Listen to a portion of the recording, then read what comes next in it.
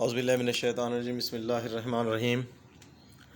حکیم لقمان کے کچھ نسخے آپ کے بتاتا ہوں۔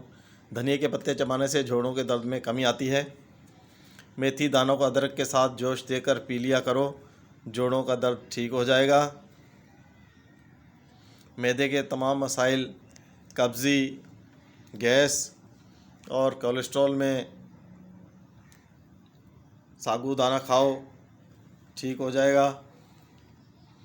دانت یا داڑھ کے درد میں درد ہو تو 1 چٹکی میٹھا سوڈا اور 1 چٹکی نمک ملا کر دانتوں پر مل لو، ٹھیک ہو جائے گا۔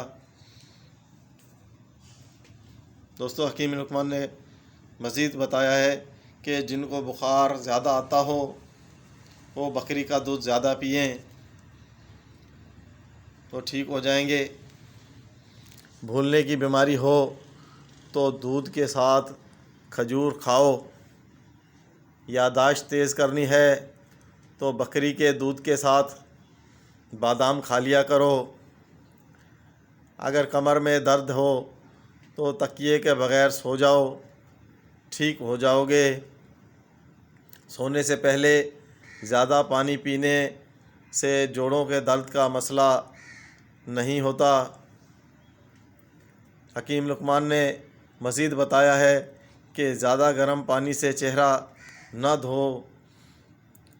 اگر گرم پانی سے چہرہ دھوؤ گے تو چہرے پر جھریاں پڑ جائیں گی۔ صبح نہار منہ لمبی سانسیں لو، دل کی بیماری کم ہوگی۔ اگر جسم میں طاقت چاہتے ہو تو رات کی باسی روٹی دودھ کے ساتھ بھگو کر کھاؤ، طاقت آئے گی۔ کھانے کے بعد تھوڑا گڑ کھا لو، بد ہضمی نہیں ہوگی۔ کھانے کے بعد نیند کا آنا صحت مندی کی علامت ہے۔ چڑیوں کا جھوٹا کھانے سے کبھی کینسر نہیں ہوتا۔ حکیم لقمان کے مطابق زیادہ پانی پینے والا جلد بوڑھا نہیں ہوتا۔